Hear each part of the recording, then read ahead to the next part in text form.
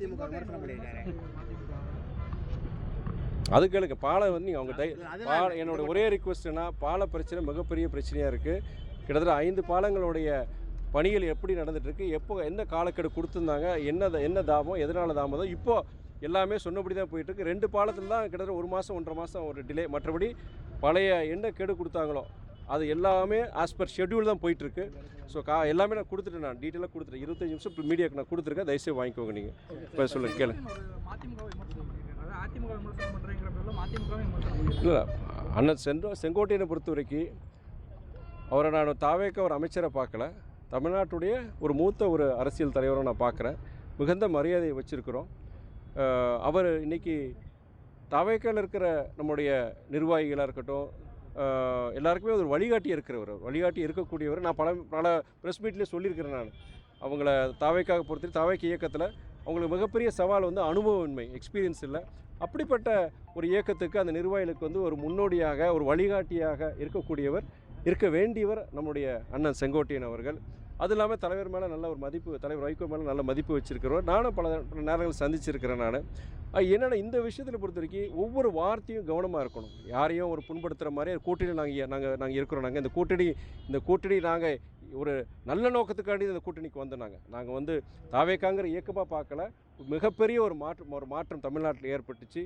அதாவது ஜாதி மத எல்லைகளை கடந்து பணநாயகத்தை தோற்கடித்து ஜனநாயகத்தை வெற்றி பெற வைத்த நம்முடைய அன்பு சகோதரர் ஜோசப் விஜய் அவர்களை ஆதரிக்க வேண்டும், ஆதரவு கொடுக்க வேண்டும். இந்த மாற்றம் தொடர வேண்டும் என்பதற்காக தான் நாங்கள் மதிமுக வந்து நாங்கள் இந்த கூட்டணியில் சேர்ந்தோம்.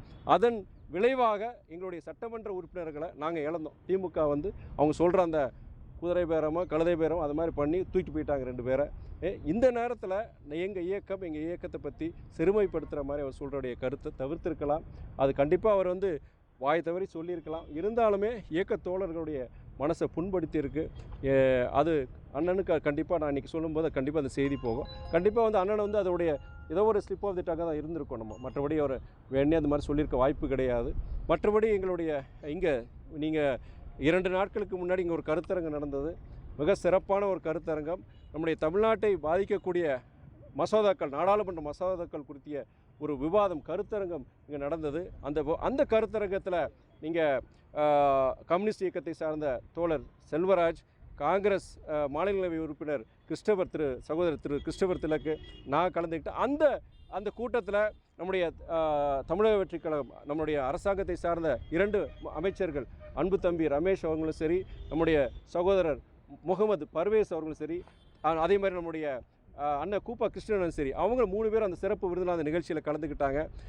இது என்னென்னா அந்த மேடையில் பொறுத்த வரைக்கும், அந்த மேடைக்கு அந்த நிகழ்ச்சியை பொறுத்த வரைக்கும் பாஜக, திமுக, அதிமுகவை, பாமகவை தவிர மற்ற அனைத்து இயக்கங்களும் அங்கே அந்த நிகழ்ச்சிக்கு வந்திருந்தாங்க. விசிகே வந்திருந்தாங்க, நம்முடைய IUML வந்திருந்தாங்க. அத்தனை பேர் கிட்டத்தட்ட அந்த அரங்கமே நிரம்பி வழிஞ்சு அவ்வளோ சிறப்பாக இருந்தது. அங்கே வந்த பத்திரிகை உங்களுக்கு தெரியும், அவ்வளோ சிறப்பாக இருந்தது. மொத்த தமிழ்நாட்டில் 6 இடத்துல நடத்துகிறோம். 6 இடத்துல சிறப்பாக நடந்ததுன்னு பார்த்தீங்கன்னா நம்ம திருச்சிக்கெலாம் அந்த கருத்தரங்கத்தை நம்ம நடத்துகிறோம். நம்ம அப்படி இருக்கும்போது எங்களுடைய தாவேக்காவும் சரி, எங்களுக்கும் சரி மிக நல்ல ஒரு புரிந்துணர்வு.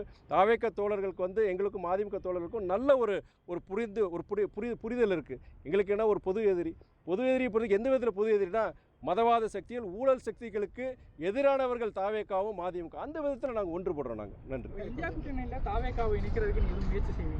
அதாவது இந்தியா கூட்டணியை பொறுத்த வரைக்கும் நோக்கத்தின் அடிப்படையில் ஒரு நல்ல நோக்கத்தின் அடிப்படையில் அமைந்த ஒரு கூட்டணி. மதவாத சக்திகள், ஊழல் சக்திகளுக்கு எதிராக ஒரு கூட்டணின்னு சொல்லிட்டு தான் அதில் எல்லோரும் நாங்கள் சேர்ந்துருக்கிறோம். அதன் அடிப்படையில் பொறுத்த வரைக்கும் தமிழ்நாட்டில் ஒரு மிகப்பெரிய ஒரு மாற்றத்தை இங்கே சகோதரர் ஜோசப் விஜய் அவர்கள் உருவாக்கியிருக்கிறாங்க. அதன் அடிப்படையில் பொறுத்த வரைக்கும் மதவாத சக்திகளுக்கு, ஊழல் சக்திகளுக்கு எதிராக செயல்படும் தமிழக வெற்றி கழகம், மாண்பு முதலமைச்சர் அவர்கள் அவங்க ஆட்டோமேட்டிக்காக வேறு எங்கே போக முடியும்? இங்கே இந்தியா கூட்டணிக்கு தான் வர முடியும். அதனால் நல்லபடியாக இந்த ஒரு கூட்டணிக்கு வர நல்லது, தமிழ்நாட்டுக்கு நல்லது. பிரதமர் வேட்பாளர் விஜயா இல்லை ராகுல் காந்தி? அதான் ஆரம்பிச்சிட்டிங்களே நாரதர் வேலையை. அதாவது நீங்கள் ஆர்வ மிகுதியில் அவங்களுடைய நம்ம மாண்பு முதலமைச்சர் அவர்களை வந்து அவங்க வந்து ஒரு பிரதமர்னு சொல்கிறாங்க. அது தவறு கிடையாது. ஒரு ஜனநாயக ஒரு நாட்டில் வந்து ஒருத்தர் வந்து அவங்களுடைய கட்சி தலைவரை மாண்பு முதலமைச்சர் சொல்கிறது, அடுத்த வருங்கால பிரதமர் சொல்கிறது, அது தவறு கிடையாது. அது ஒரு ஆர்வத்தில் சொல்கிறாங்க. கடந்த காலத்துலேயும் சொன்னாங்களே, முன்னாள் முதல்வரை வந்து அவர் தளபதியை வந்து என்ன சொன்னாங்க, வருங்கால பிரதமர்னு சொன்னது அப்பயும் சொன்னாங்க. அப்பயே காங்கிரஸ் கூட்டணியில் இருந்தாங்க. அதனால் வந்து ஒரு ஆர்வ மிகுதியில் அந்த தாவேக்காவுடைய நிர்வாகிகள் அவங்களுடைய சகோதரர்கள் சொல்லியிருக்கிறாங்க. அதை நம்ம பெரிதுபடுத்த வேண்டாம். ரசிகர் மன்ற மனநிலையே இருக்காங்கன்னு சொல்லி காங்கிரஸ் அதாவது வார்த்தை எப்படியாவது நான் சொல்லணும், ஏதாவது சொல்லணும், வம்பெழுத்து விடணும்னு சொல்லி நினைக்கிறீங்க. இது என்னென்னா அது ஒரு புதிய ஒரு இயக்கம். தமிழக வெற்றிக் கழகம்ங்கிற ஒரு புதிய ஒரு இயக்கம், யாரும் செய்ய முடியாத மாற்றத்தை உருவாக்கிய ஒரு இயக்கம் சகோதரர் விஜயோடைய இயக்கம். அப்படிப்பட்ட இயக்கம் பொறுத்த வரைக்கும் அந்த பசங்க இப்போ தான் வந்திருக்காங்க. அந்த பசங்கிட்ட ஈகோ கிடையாது, கரப்ஷன் கிடையாது. தேர் அன்கரப்டட். என்ன அரசியல் படுத்த நம்மளை மாதிரி அரசியல்வாதிகளுக்கு உண்டான சில குணாசியங்கள் இல்லை, மோசமான குணாசியங்கள் அவங்ககிட்ட இல்லை. இனி கரப்ட் ஆகாமல் இருக்கிறாங்க. அந்த பசங்க நல்ல பசங்க. சில நேரங்கள் ஆர்வ மீதில் சிலது பேசுகிறாங்க, செஞ்சிடறாங்க.